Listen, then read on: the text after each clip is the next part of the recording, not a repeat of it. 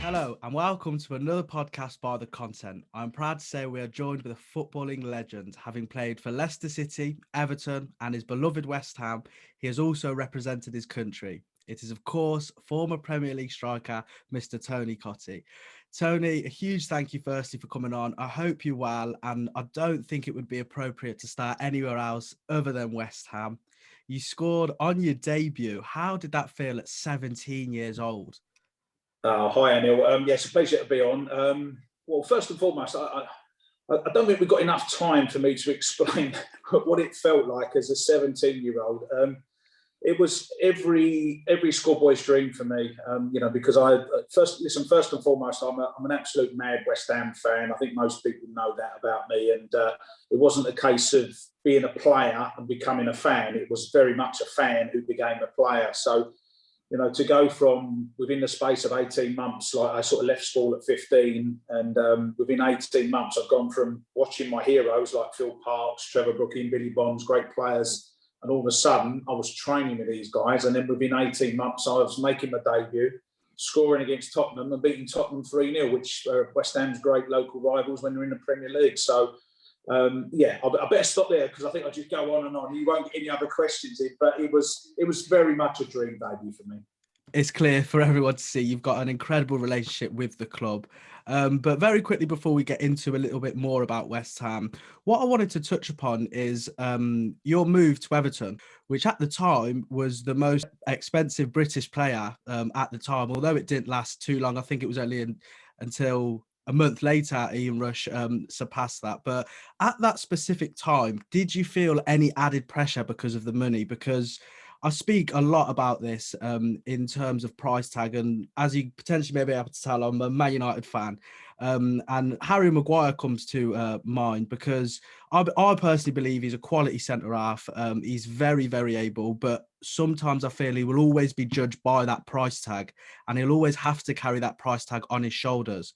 So at that time, did you feel any added pressure? Yeah, I felt huge pressure. I mean, as you say, it was a British record transfer. I mean, I know any youngsters watching this or he listening to this will go, £2 million, is that it? Or he's obviously rubbish then. But back in the late 80s, I mean, 2 million. The transfer fee was actually £2,050,000, and the £50,000 was only to make me worth more than Gaza, because Gaza had gone for 2 million and West Ham said, we'll sell, but we want more than what Gaza went for. So that was where the extra 50 grand came in. But no, I mean, I went to Everton. It was a big move for me.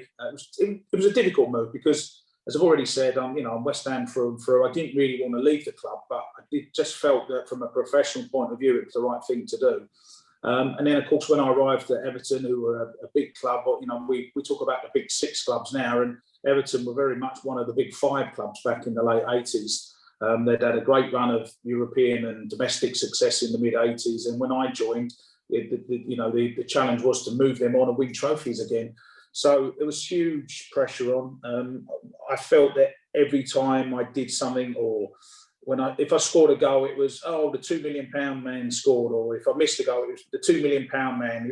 I was never Tony Cottee, and that's all I ever wanted to be. I just wanted to play my football, really. And I do sympathise with someone like Harry Maguire, who you gave as a good example, and there's probably Paul Pogba you could probably add into that as well, where you get these huge price tags and, you're always being judged on how much money was traded between 2 clubs, and you're not really judged on your performances and what you're actually doing. And it does make it a little bit frustrating, but I guess it's all part of being, playing at the top level in English football. If you play in the Premier League, you're subject to people judging you, and I think it's probably even more so nowadays with social media, of course. People make judgments about players and that. In my day, you had a little bit of radio coverage and you had the highlight show and a few occasional live games when I first started, and that's gone from what it was to what it is now. So it's a massive change. But there was massive pressure, but I think it helped when I scored a hat-trick on my debut. I think that did help things a little bit.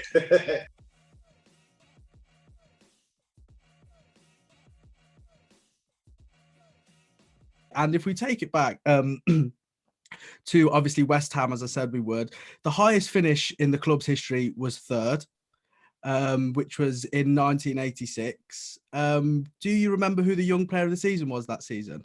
Oh, it was definitely me. And as if I'm going to forget that. Don't ask a silly question. Of course, it was me. Yeah. I mean, it was a fantastic. Listen, West Ham might well beat that this season because they're in fourth position. They could overtake Leicester, and if they win their remaining games, they will finish third, which will be an outstanding achievement. But the last time we did that, you're quite right, 1986, 35 years ago. And I was the Young Player of the Year, a PFA Young Player, the Fiat Uno Young Player. I was the Hammer of the Year for West Ham, and for the club to finish third. And I think the difference with that season and this season, I mean, obviously this season, Manchester City are runaway leaders and are quite easily going to win the Premier League. And, to a degree, Manchester United are sort of comfortably in second place. But, when we had that season back in 86, we was to-ing and fro-ing as to who was going to win the league. And there was very much a three-way fight. It was West Ham, Liverpool and Everton.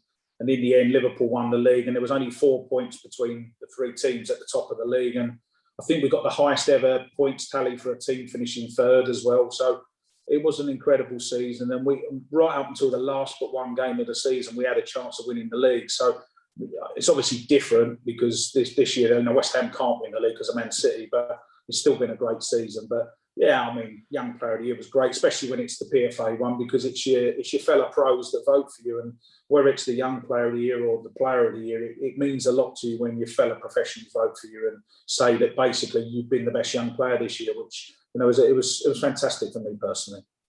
Most definitely. And obviously, in the midst of your career, as you're going through these processes and these awards that you're achieving, do you realise how big of an achievement it actually is, both individually and collectively for the team? Did you realise that, wow, this could really be one of the best?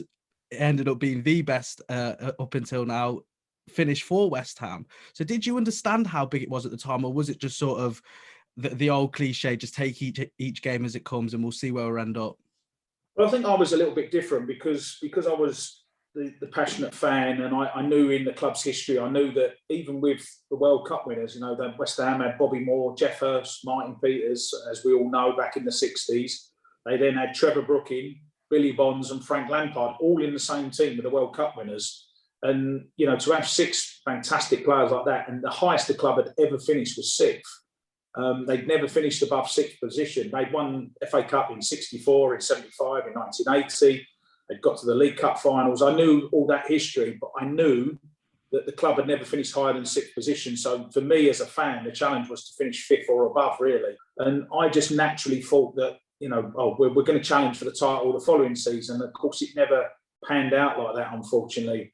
I think I look back now and the fans loved the fact that we finished third. And again, as in with this season where West Ham are playing so well, and all the references are always to 85, 86, 85, 86. And I think there's still like 17, 18 club records still surviving from that season.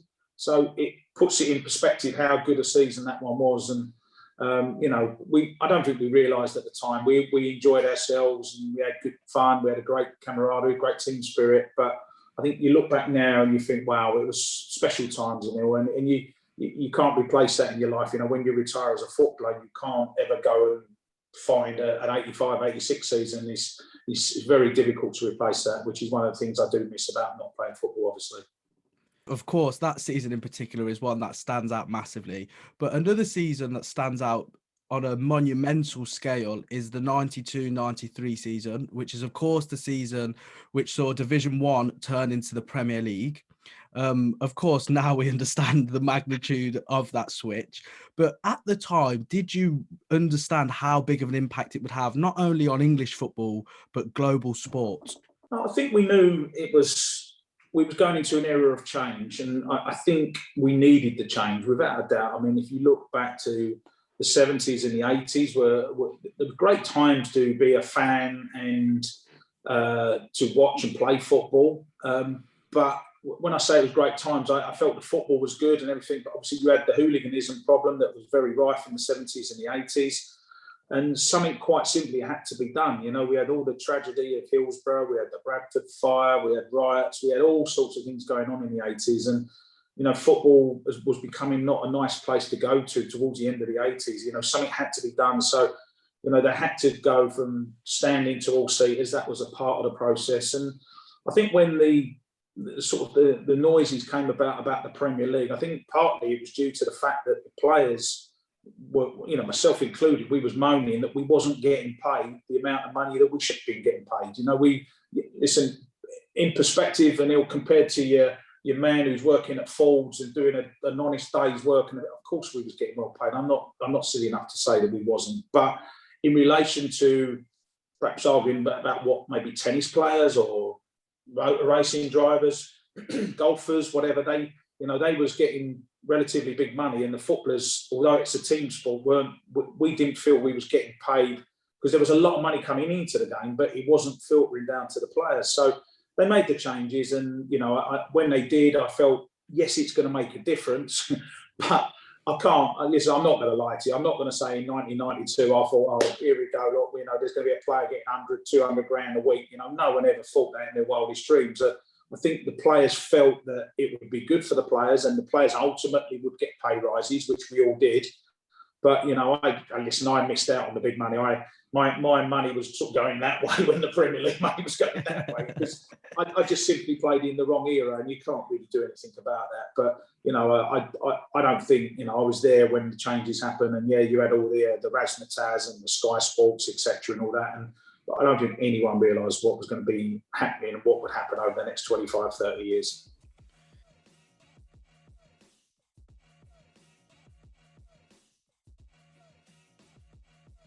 We'll look back at your career then. And in terms of your favourite game, what would you say stands out as that favourite game? And before you answer, I think there is one game I need to sort of ban you from saying. It was on the 31st of January, 1998. Can you remember what game it was? Of course I can, Emil. I remember the goals: Old Trafford, Manchester United 0, Leicester City 1. And listen, I think in terms of I was at Leicester for 3 years, and I think in terms of what I achieved at Leicester, it stands out, that game, from the point of view that it was the catalyst for getting me back in the first team at Leicester, because I'd been very much in and out of the team at that stage. Believe it or not, I'd played at Old Trafford for 15 years. I'd never scored at Old Trafford, which is ridiculous. That's my first ever goal, and to obviously win the game 1-0 was, like, for me, it was fantastic. So, I mean, that is a standout game for me. I think it's got to be up there, certainly in the top 10. We've already discussed my two debut games. I think the 4-4 Everton-Liverpool game at Goodison Park, I think that probably takes some beating in terms of drama, in terms of how the game went, the quality of the game, Kenny Dalglish resigning after the game. I mean, all those things that happened and everything, I think that was probably right up there with one of the most incredible games. And then you look at things like making your debut for England and you know, playing in the FA Cup final, playing in the League Cup final, winning the League Cup final with Leicester. So, yeah, I mean, I could quite easily make up the top 10, and you'll be pleased to know that game that you just mentioned is in the top 10. I thought it would be. I did think it would be. So we'll keep rolling with them. Obviously, very quickly before we get into England, and what an incredible achievement that is for any sport. Who was the best player you played against? Would it be at an international level, or would it be domestic? Well, I think, you know, again, I'll always be honest, Daniel. I don't think my international career ever really took off. I was involved with the England squad for about 3 years, and yes, of course, I'm very proud that I played for England and that. But I was in the England squad with some wonderful players. I was in with Gazza, I was with Brian Robson for Man United, I was with Glenn Hoddle. You know, incredible players.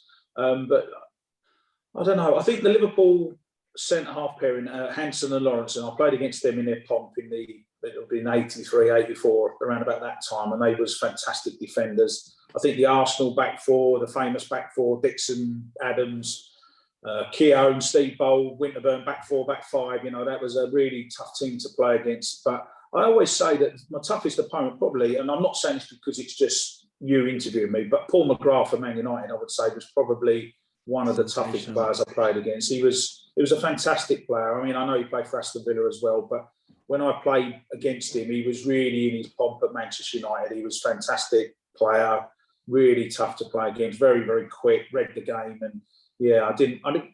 It's probably why I didn't score for 15 years, isn't it? Because I'm playing against Paul McGrath, and then you then go into Bruce and Palisters and players like that, and it was always a tough place to go to.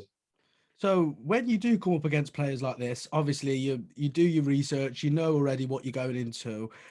In terms of coping mechanisms, what do you do when you go into them games? Are there any specific tactics in terms of, right, I'm going to really give this a go, try and get tight to him, make him win the ball off me? Or is it avoid him at all costs? I'll go to the other centre half and I'll try my luck there. Which one would you say really is it?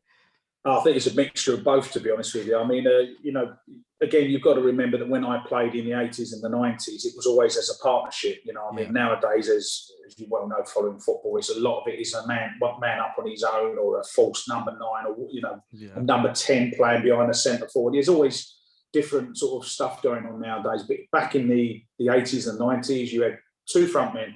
So if you started, I used to like playing on the left-hand side as you sort of going towards your attacking goal. And if it wasn't working for me, like say if I was playing with Frank McAviney, we would swap over for 5 or 10 minutes, have a little go, and then you'd swap back. And it's very much a battle. It's a 1v1 battle. You've got to get the better of your opponent, really. Going to Old Trafford, going to Anfield, going to Highbury, places like that, you knew you was in for a really tough game. And whatever you could do, you have to think on your feet as a footballer. And if it's not working in a particular game, you then got to switch on, like bang, swap over, or drift out wide a little bit, or come into the middle a bit more, whatever it might be, just to try and get the better of your opponent. But that was the challenge of football. I don't think it hasn't changed really. I think the only difference nowadays is that you don't get the help and support of a partnership. You're up there, and I see centre forwards playing on their own sometimes. They're flicking the header on and they're chasing after their own flick-ons, and it's not an easy game to play when you're doing that. Yeah, I can only imagine. And obviously, like we spoke about, you've played against some incredible centre halves and talent. But in terms of who you've played alongside, who would you say stands out as the one player who you just could not get over how good they were? Who would be that player? Domestically, I think the 2 players I would probably mention, or 3 players I would mention. I'd love playing with Peter Beardsley at Everton. Peter was a fantastic player, very unselfish. He loved passing the ball to me to score rather than trying to shoot himself. Which I was the complete opposite. I was never passing. When I've got the ball in the box, I'm shooting. I'm not going to pass to anyone. I'm going to try and score a goal. So it was very different. But I loved playing with Peter. He was a great player to play with. And then go back to my first spell at West Ham. I played with Trevor Brooking, but only for 1 year. And another player, I don't know whether you'll know this name, Anil, but a player called Alan Devonshire, who was, I would say, the best player that I played with. He was in the 86 team. He played for England 8 times, and but for a cruciate, he had a cruciate knee ligament injury, and he was out for 18 months. And then when he came back, he was still the best player in the Boards of 86 team. So that was how good he was. I think I would certainly say Alan Devonshire in the answer to the question. Wow, some incredible names, which I'm sure will stay with you for the rest of your days. So in terms of rounding up your playing career, of course, we've touched on it briefly already, the England call-up, the experience of putting on the famous white jersey and representing your country at the highest level there is. Can you remember the way you were called up? Because I know there's a lot of stuff talked about nowadays with how players are approached in terms of being confirmed that they're a part of the squad, whether they get a phone call or whether they get a text message and so on and so forth. But for you, that first time you were called up, can you remember it and what you were doing at the time? I wouldn't say I remember the exact location of where I was, but I know I was informed by letter, which sounds crazy, doesn't it? The old-fashioned delivery through the post. And I think the international manager, they used to talk a lot on the telephone. I mean, you've got to remember, this is 1986, is in an era where there's no mobile phones, so there's no texting. And obviously with the landlines and that, if you're at work, it was probably easier to communicate with the person at work rather than at home. So I used to get a nice letter. I've still got the letters up in the loft and that, dear Tony, you're pleased to say you've been selected to play for England. You're in the squad to play against Sweden was my first game. It was a friendly. And I came on for the great John Barnes. And that was my international debut. I played about 20 minutes towards the end of the game, 25 minutes maybe. And came on as sub, and it was just a very proud moment because you spend a lot of time as a youngster, preparing for that time. And I was, I was 21 years of age when I made my debut, which is very young, obviously.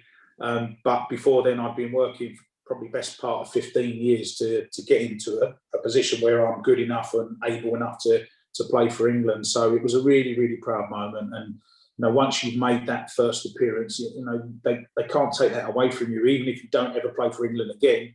And that's happened to quite a lot of players. Obviously, they make one appearance, you never see them again. The challenge is obviously to repeat, getting the squad, and then getting the team. And then once you're in the team, you start scoring goals. They're all the challenges that you're sort of given. And unfortunately for me, I got in the squad, and I sort of partly got into the team, but only as a substitute. And I never really made it as a regular in the England squad. A lot of it was because Beardsley and Lineker were such a prolific partnership, and very nearly won the World Cup for England, obviously in '86 and in 1990 as well. So it was very difficult for me to get appearances in. And there wasn't, I think he was only allowed 2 subs as well. So of course, instead of 11 substitutes coming on, as they did in some of the games recently, it was 2 substitutions. So it was difficult to get more England caps. But I'm very proud. I played 7 times for my country. And as I said, no one can ever take that away from me. And, I look at some of the great players who never played for England, and you feel privileged to have been given that chance. Without a doubt. I mean, it's, to say the least, something you should be very, very proud of.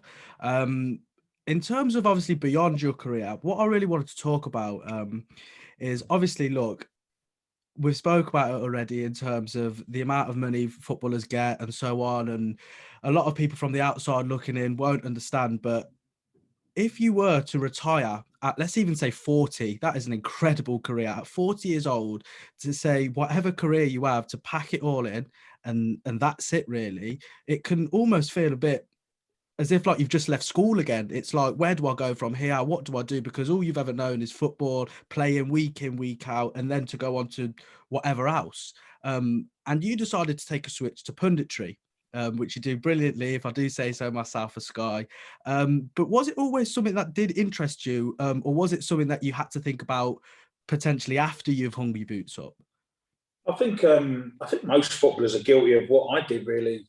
Anil, I think like you start playing football, and I'll never forget. I had a conversation with Billy Bonds. I don't know whether you're familiar with Billy Bonds, but he was the club captain at West Ham. He lifted the FA Cup in '75 and '80, and when I got into the team as a regular, as an 18-year-old, and Billy would have been, I'm guessing 34, 35 years of age. And he said to me, we were coming back from one away game, and he said to me, he said, make sure you enjoy it. He said, because it's going to go like that.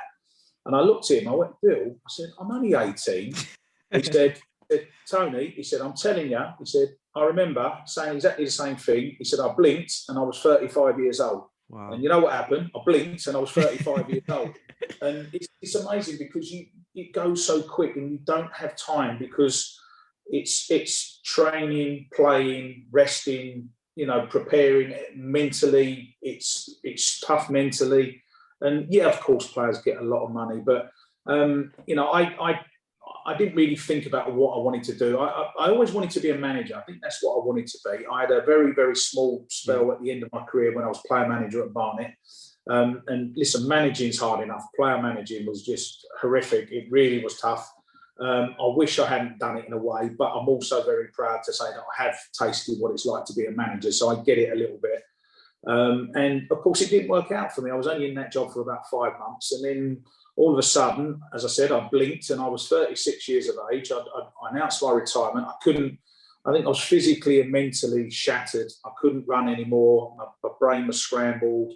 I didn't feel fit. I had a stomach strain. It just felt the right time to pack it in, which I did. And then I looked at my bank account, and as I said, I didn't make the big money. My money was going the opposite way to the Premier League wages.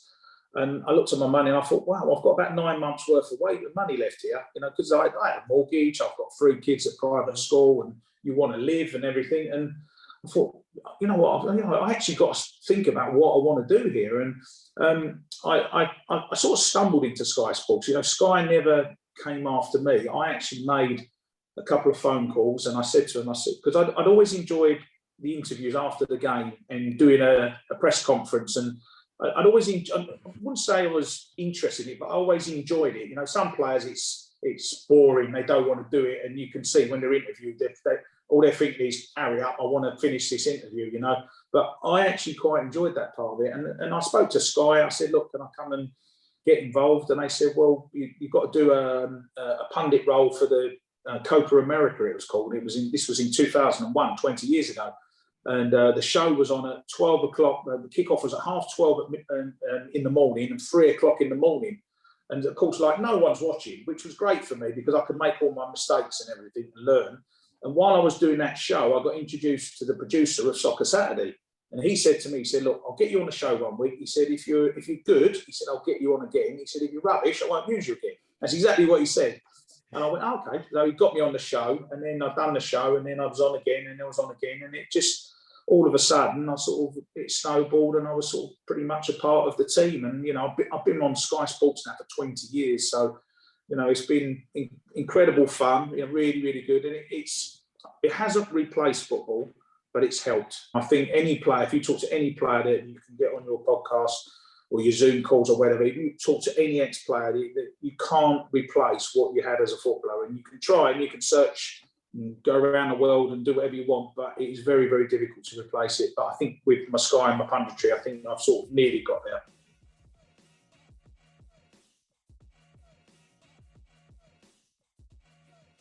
In terms of your motivation, obviously when you were playing, it was the next game. It's to score as many goals as you can. It's to win as many games as you can. But what would you say now is the motivation for Tony Cottee? And do you have any ambitions or goals in terms of your punditry career, or maybe even beyond that, to achieve in the future? I don't know, really.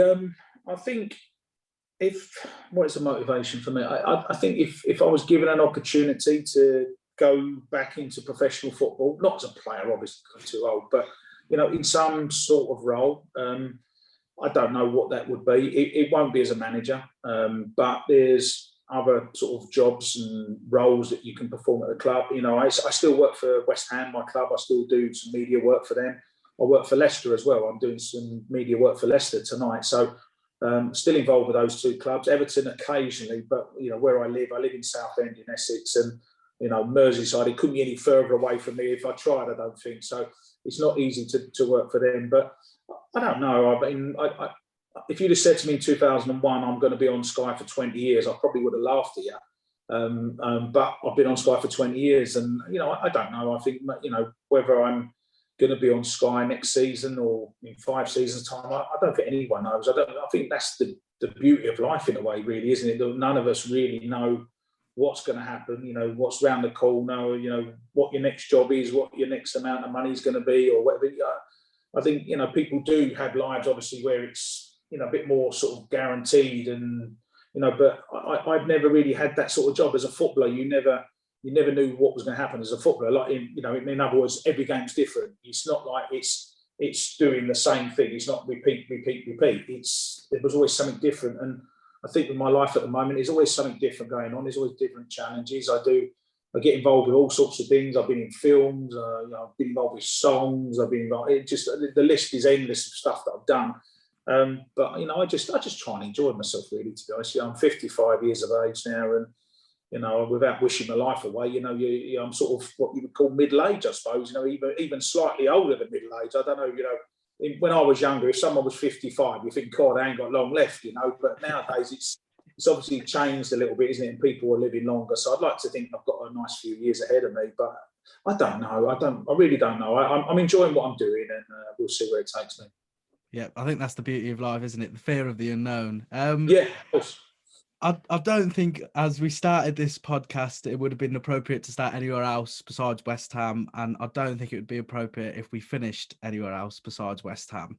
The current season, I mean, I don't think we could have scheduled this podcast at a better time, really. They are flying at the moment, and particularly, I will take a little bit of credit for it because he is a Man United boy still. Jesse Lingard has been nothing short of sensational. The whole team as well, it must be said. Declan Rice, Souček as well. The whole lot, really, across the board. How do you feel then? Obviously, not just because of your playing days, but as a fan, as a West Ham fan, what is it like then to watch literally the best season you have done without playing in it, of course? I think I'm just pleased for the fans. I think because they are long suffering. They are very, very passionate fans. Rightly or wrongly, we believe that West Ham are a top 10 Premier League club. I'm not saying they're a top 5 club. I'm not silly enough to say that. But we believe, we believe that West Ham should be in the top 10 every season. Of course, over the last 20, 30, 40, 50 years, whatever, West Ham have very much been a yo-yo club. They go up to the top league. They're there for 5, 6, 7 seasons. Then they drop down again. Then they come back up. And it's been hard for the fans. And to have not won a trophy for 41 years, which is what it is now since they last won the FA Cup, it's a long, long time. So to have any degree of success, and by success I mean competing to get into Europe, is success for West Ham. And every West Ham fan, a lot of my friends and family obviously are West Ham fans, and we're just enjoying the ride. It's so nice to turn on the telly and watch the boys putting their performances. And, they're playing some great football. You're right, they've got some really good players. Jesse Lingard's been brilliant. And West Ham are in a great position. They really put themselves in a great position to be mentioned with the Champions League. West Ham United Football Club and the Champions League. Champions League's been going for, God knows, it's probably about the same as the Premier League, something like that. West Ham have never, ever been mentioned in the same sentence as the Champions League. So for that to have happened this season, it shows you how good a season it's been. And we'll just have to wait and see where they finish. I just hope they get in Europe. And then if they do, the fans will come back next year. And, listen, I, for one, I'll be flying around Europe, hopefully, with the club and looking forward to European nights. I must say, obviously, with the Jesse Lingard link, I do massively, massively wish we do see West Ham in the European elite competitions. But Tony, that's pretty much it, unfortunately. I must say a huge, huge thank you, not only for coming on and sharing your stories, but to give a real insight into the growth of football and, of course, your incredible career, both on and off the pitch. So a massive thank you. And as always, let's hope West Ham do get that Champions League spot. Fingers crossed, Neil. It's been a pleasure to talk to you. Take care, mate. And that's pretty much it. Once again, a huge thank you to Tony and a huge thank you to everyone who has watched or listened to today's podcast. Please be sure to like, subscribe and follow on all social media for more content by The Content.